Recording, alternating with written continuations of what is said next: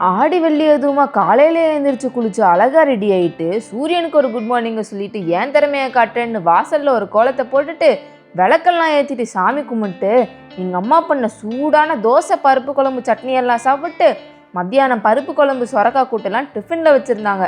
அதையும் எடுத்து பேக்கில் போட்டு குடுகுடுன்னு காலேஜுக்கு போயிட்டேன். கிளாஸ் அட்டன் பண்ணி ரொம்ப டயர்டானதுனால வீட்டுக்கு வந்து நானும் என் தங்கச்சியும் ஒரு குட்டி தூக்கத்தை போட்டோம்.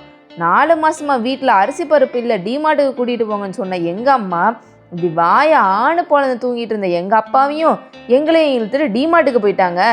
அங்கே 6000 ரூபா 7000 ரூபா பில்லு வரும்னு நினச்சிட்டு இருந்த எங்கள் அப்பா 12000 ரூபா பில்லை பார்த்ததும் செம்ம ஷாக்கு.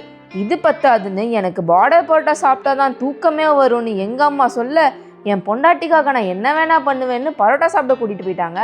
அங்கே போய் பரோட்டா நல்லா வெளுத்து கட்டிட்டு வீட்டுக்கு போகலான்னு கிளம்புனா, என்னப்பா அம்மாவுக்கு மட்டும் பரோட்டா வாங்கி தரீங்க, எனக்கு ஐஸ்கிரீம் வாங்கி தர மாட்டீங்களான்னு என் தங்கச்சி ஒரு பிட்டை போட்டுட்டா.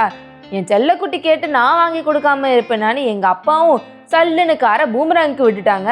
2 ஐஸ்கிரீம் வாங்கி கொடுத்துட்டு எங்கள் அப்பாவோட காசை காலி பண்ணிவிட்டு இதோட எங்கள் விலாக முடிச்சுக்கிறேன். பாய்.